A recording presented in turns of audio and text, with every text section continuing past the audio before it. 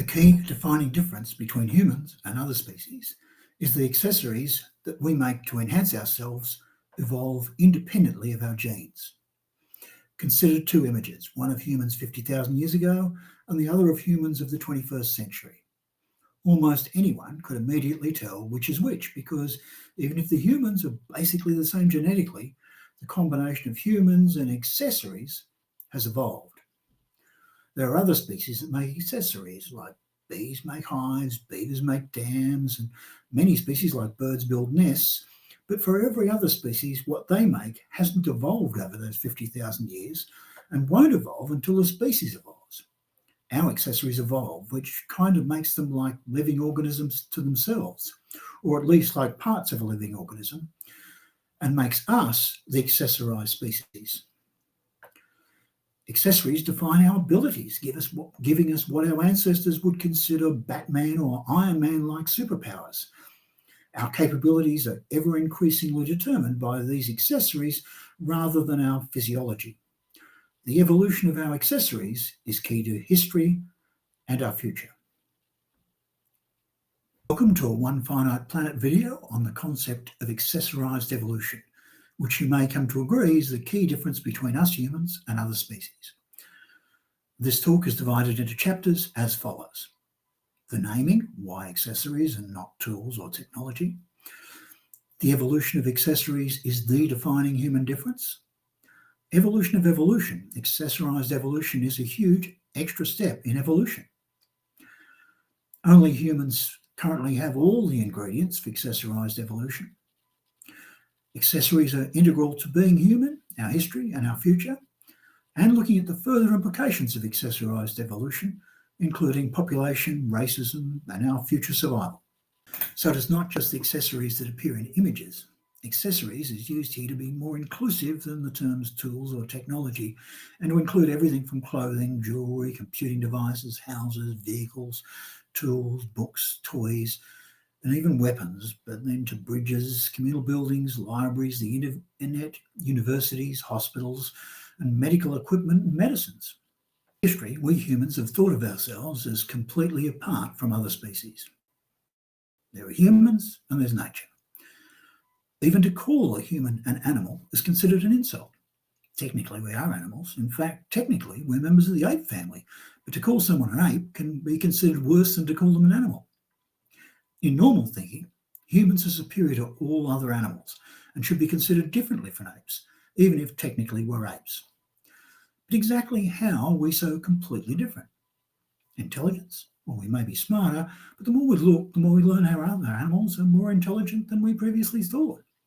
Even something as far from us on the tree of life as an octopus can be intelligent and even use tools. Dogs can count and have a sense of humour. Elephants can use tools, mourn the dead, and show empathy. Birds can learn from each other. But despite all this, no other species passes down knowledge of how to make their tools from generation to generation and allows each generation to add improvements. The big difference is the tools of earlier generations provide a starting point for the generations that follow, so there's continual improvement. The result of this continual improvement is that the tools evolve and eventually extend beyond fitting the simple description of tool. Other species do use tools, but humans have taken them from tools to accessories that evolve. Evolution of accessories qualify as evolution. We humans are now having so much impact on the entire planet that there are calls for the current time to be called the Anthropocene or human epoch. Views over when the epoch would start range from the start of the Industrial Revolution to the first atomic bomb, both of which could be seen to be all about our accessories. Normally, species only change their impact on the planet when either conditions change, increasing their success, or they change through evolution, increasing their success. Now for a look at what happened for humans to evolve through our stages of development from the Stone Age through Bronze Age, Iron Age, etc., to the current Information Age. In practice, the terminology of these stages keeps being reviewed and the dates change according to the region, but simplistically, we humans spent around as much time in the Bronze Age, or to be more technically up to date, the Copper/Bronze Ages, than it has taken for all the development since, from around the time of the ancient Greeks until now. We developed writing and record keeping, plumbing, books and the Gutenberg press, cars, planes, silicon chips and the internet in around the same time as it took to progress through the Copper/Bronze Age. Yet as the ancient Greek philosophers and mathematicians seemed around as intelligent as people of today, there's no reason for people to have been any different back then in the Copper and Bronze Age to what people are now. Expanding the time covered in the timeline by a factor of 10 allows seeing the New Stone Age or Neolithic, although this time has now again been divided into the Mesolithic versus the Neolithic at around the 12,000 years ago timeframe. 12,000 years ago is when the climate stabilised to have conditions similar to those of today and allowed farming in a fixed location, as discussed in Natural Climate Change, which is linked below. But overall, humans spent just as much time in the New/Middle Stone Age as the entire time since the end of the Stone Age. Expand the time covered by another factor of 10, and it becomes clear we Homo sapiens have spent at least 90% of our time on the planet in the Paleolithic Old Stone Age. Expand yet another factor of 10 to cover what is regarded as the entire Stone Age, and it highlights that the term Paleolithic or Old Stone Age covers even a period predating Homo sapiens. And checking the dates, it doesn't go back far enough to include the very earliest human ancestors, such as Australopithecus amnesis. But in fact, evolution of Homo sapiens occurs within the Paleolithic and is not linked to any specific biological evolutionary advance. Of human development, biological evolution to becoming Homo sapiens occurred during the Paleolithic.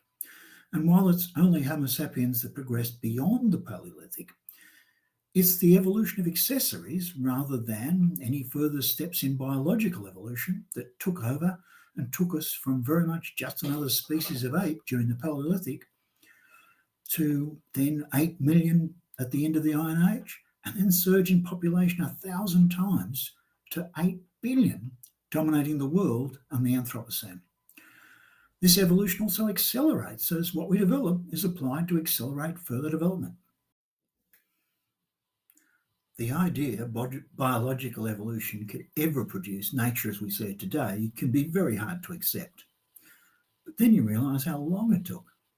While all the developments since Neolithic became just a dot on a timeline zoomed out 1,000 times to include the entire Paleolithic, the time of the entire Paleolithic itself then becomes an even smaller dot on the timeline zoomed out the even more than another 1,000 times needed to include the full history of evolution. While, yes, as covered in We're Not the Bad Guys, as linked below, most of the time the Earth would not have supported life like us anyway, but even still allowing for that, biological evolution has been incredibly slow. For most of the almost 1 billion years of the first of the 4 eons, the Hadean eon of hell on Earth, between the heat and the constant bombardment from space, it's unsurprising there's no evidence of life from back then. That life can reproduce meant that life coming into existence was the first step or upgrade to evolution, as evolution is impossible without reproduction, which largely defines life. Despite life already existing at the start of the Archean, or second of the 4 eons, 3.5 billion years ago, the only life during the entire 1.5 billion years of that eon were prokaryotes, which are simplistic single-celled organisms without even a nucleus.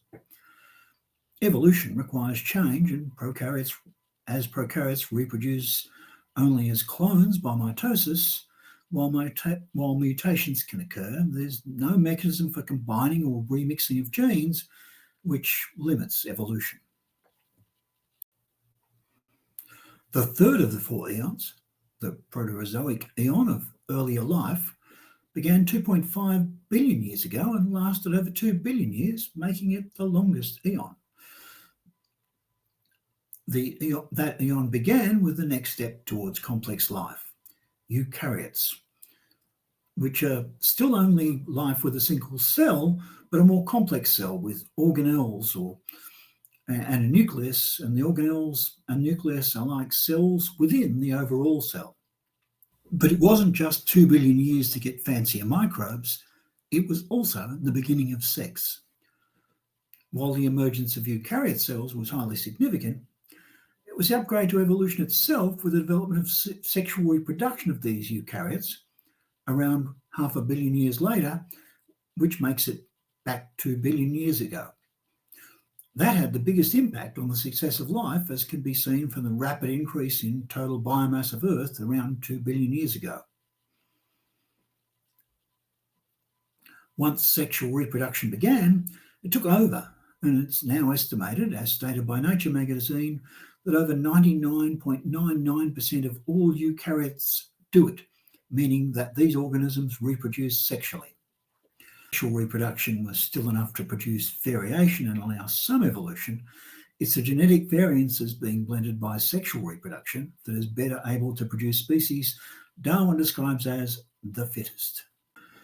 Just 0.5 billion years ago, the Cambrian explosion of life heralded the fourth and current eon, the Phanerozoic eon of visible life, basically the beginning of what most of us think of as life.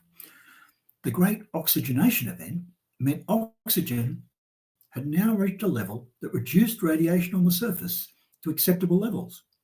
Temperatures were now at least more reasonable, even if still too hot for us humans, and complex multicellular organisms we can see with our own eyes almost instantly in geological timeframes became half of all life on Earth. And to us, this is the first time what we would normally call life existed on Earth. And the first time that an alien could arrive on Earth and think of it as a place to harbour life. Multicellular life quickly displaced much of the original stage 1 prokaryote life, and the Earth became a planet thriving with more total life than ever before, or in fact, ever since. While complex life retains its share of the biosphere from back at the beginning and the Cambrian explosion, over the 500 million years of the Phanerozoic, the total biomass on Earth has fallen back to a similar total level to what it was before the Phanerozoic and complex life came on the scene. This reduction of biosphere has been happening as the CO2 levels, which are what power photosynthesis that provides the food for all life, continues falling, and as it needs to do to keep this normally too hot for us humans planet at near the record low temperatures we humans need to survive today. I suggest the next stage of evolution happened when we humans became an accessorised species, with not just the clothes as seen in the images, but also all the other technologies that define us. There's debate as to whether the biological human body component of accessorised humans is still evolving, but overall, it's clear that the combination of humanity plus accessories has resulted in human societies now evolving faster than anything ever seen before. Just as every previous phase of evolution has dramatically changed the planet, humans, as the first species to achieve accessorised evolution, have transformed the planet at a rate never seen before, to a level warranting a new epoch, the Anthropocene. It turns out humans and their societies have successfully implemented a form of intergenerational transfer which is like Lamarckian inheritance, and thus evolution of the society without genetic evolution of the individuals. No other species has achieved this Lamarckian style inheritance where acquired characteristics are passed on. And overall, this is what makes humans different. Many predict and fear that the evolution from purely biological life to humans as an accessorised species enhanced by our technology of accessories may give way to another step where the technology can exist without the constraints of biology. If biology plus technology can out-evolve pure biology, can technology alone out-evolve the combination of biology and technology? In other words, AI and robots take over. What is not clear is the motivation for technology alone to actually reproduce, and that's essential for propagation of life, to exist as technology alone. Also, what's the motivation that would create an appetite for the resulting AI and robots to want to eliminate humans? We haven't really sought to eliminate previous forms of life to us. As mentioned earlier, there are other species with accessories. Bees have their hives as accessories and beavers have dams as accessories. But while bees and beavers can evolve into a new species of bees or beavers that make better hives or better dams, neither the hives nor the dams evolve without the evolution of the maker. In fact, while many other species construct their own homes, either for their temporary use for one season or for use throughout their entire life, there is only ever one significant accessory of a largely fixed design for that entire species. What's the missing ingredients for other species? Why haven't other species adopted more accessories and evolved the design of their accessories?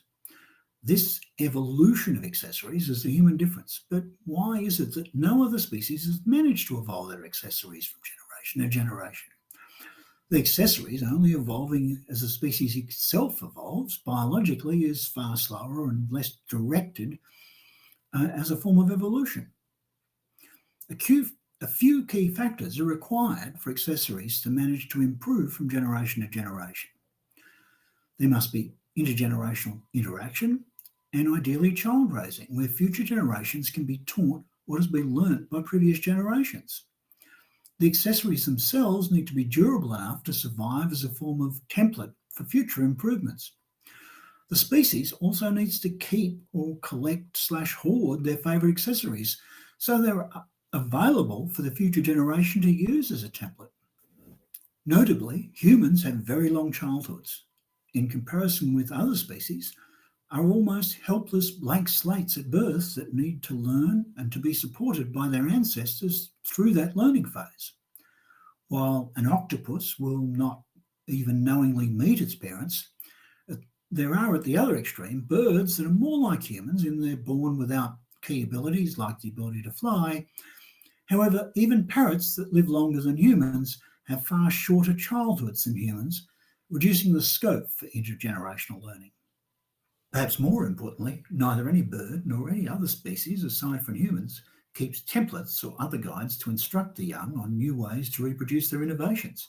In contrast, humans have leveraged the evolution of our accessories to evolve the education of our future generations. Evolution of accessories is more clearly our recipe for success than intelligence alone. Recall that the biosphere itself is not growing, which means our population increasing by over 1,000 times since the Neolithic, less than 20,000 years ago, indicates we became far more competitive with other species over that relatively short time. This happened not as our intelligence evolved through the roof relative to the ancient Greeks, but as our accessories evolved from the Copper Age to the internet.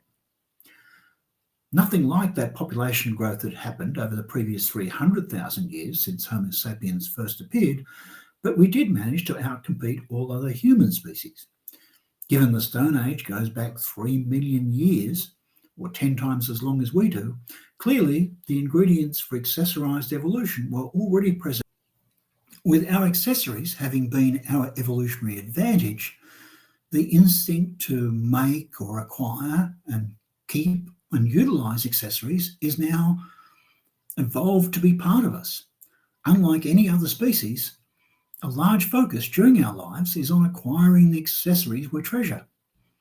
Historically, making and using accessories, like many aspects of life, was often very much dependent on gender.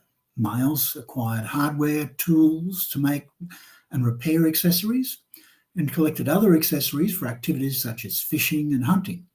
Historically, females acquired household tools for sewing and knitting to make clothing and other accessories, and a collection of accessories for cooking and maintaining the household. Today, most of these activities are considered hobbies, and many hobbies become as much about the tools or accessories of the hobby as the end goal of the hobby. Consider photography, fishing, cooking, camping, etc. How much time do people spend on what's the right equipment and acquiring that equipment or a collection of that right equipment? The keeping of accessories, a key factor for accessorised evolution, requires a place to keep our accessories, and any private space where we can keep accessories would logically have an appeal for an individual of an accessorised species. To keep our accessories, we need private spaces that we can accessorise as our collection of accessories grows. Such spaces range from homes to private spaces at work or the office, within a quarters of military camp, and also to private vehicles. The role of a vehicle can be overlooked, but many vehicles, from cars, RVs, boats, through to even private planes, and the fictional Millennium Falcon of the future, also serve as mobile private spaces that are to varying degrees an extension of the home space, where we can safely keep accessories and thus allow us to have some of our accessories with us even as we travel. From every type of private space, from cars and other vehicles through the office cubicles and homes, there are people who accessorise that private space. The implications are quite profound. My experience is it took me some time to fully grok or to fully make the idea part of who I am and how I think about things. Of course, it explains humans continually evolving at an accelerating rate, even without biological evolution, but it goes much further. Conceptually, this means that the individual and communal possessions we have has become part of our nature and who we are. The clothes, the mobile phones, and even our society-wide accessories such as transport systems, libraries, government, all become part of who we are. In a similar way that even though the majority of cells in our bodies by number are microbes that are not made from our DNA and not biologically human, they're still part of who we are. So it's not just the non-human parts inside us that define who we are, but also outside us, our accessories. A modern human is different from an ancient Greek human or even a Neolithic Stone Age human. Almost entirely not because our cells and DNA are different, but because everything we surround us with, our accessories, that's evolved and that makes us different. This concept defines our identity, which makes the evolution of our accessories rather important. Whilst for almost all the time humans have existed, there was either population stability or negligible population growth, we have over the past 10 to 15,000 years of progress continually grown in population through accessorised evolution as we continually increased our ability to compete with and displace other species. This recent history makes it easy to forget that in nature, long-term population growth only comes as a result of long-term change. It's not the normal state of existence. Most of our population growth was far slower than the recent population explosion that included some special factors, but still, over time, it's added up. The human population has increased by a factor of over 1,000 times since, depending on the source of information, either the start of the Copper or the start of the Iron Age. And all this is on a planet where the total amount of life on the planet stopped growing 500 million years ago. As discussed in pages and videos linked below on population, only humans, together with the species we farm or cultivate, are growing in population in this manner. And in fact, other species have been pushed to lower numbers in order to make room for us, or at least the species that we select as food. This is all because we've effectively been evolving faster than other species. As the first accessorised species, it also means we could end up as the guinea pigs for what happens when the population growth of a species puts too much pressure on other species. Another example of the implications are that it can be argued that one cause of racism has been that stemming from confusion between accessorised evolution and biological evolution. Throughout the recent 50,000 years, it's not that people have evolved, but our accessories and every culture that gains access to those accessories has evolved. Many developments that resulted in evolution of accessories within the largely continuous landmass of Europe and the Middle East through to Asia spread either amongst the entirety of those societies or locally, creating zones of accelerated, accessorised evolution. But that never reached areas cut off from the spread of those ideas. As each development accelerates the rate of further development, the difference between accessories is quickly amplified between areas. How often has it been that when a culture that has had access to more accessories meets a culture that's previously been isolated, there's been the mistaken assumption that it's the people who are more evolved rather than the accessories that are more evolved. Without an understanding of accessorised evolution, travellers, who are often followed by colonisers, wrongly assumed that they were now biologically more evolved than the locals in these new territories, when in fact only their accessories were more evolved. So, does this matter? Well, it can provide an answer to why people become so motivated to acquire new things. Our evolution has made it our core strength to use new things to develop new or improved abilities that would at one time have been considered superpowers. It may even be why people can be motivated to buy cars that enable them to travel at twice the speed limit or travel off-road to remote locations, even if they're unlikely to use those enhanced abilities. More significantly, accessorised evolution provides an answer to how we humans went from being not that different from other species of ape during our 300,000 years in the Paleolithic age to being able to, in just 10,000 years, so significantly transform our 4 billion year old planet that it suggested we are now in the Anthropocene or human epoch. I suggest our accelerating rate of development indicates we effectively embody the biggest step forward in evolution since sex. What's next? Are we headed for ever-advancing accessories that give us all Batman-like superpowers and maybe needing them to stop AI robots taking over? Headed for society collapse? Or headed for a dream future where we can prosper beyond the limitations of nature alone? To answer where we'll go next with this seemingly ever-increasing rate of development, it can help to understand how we got here.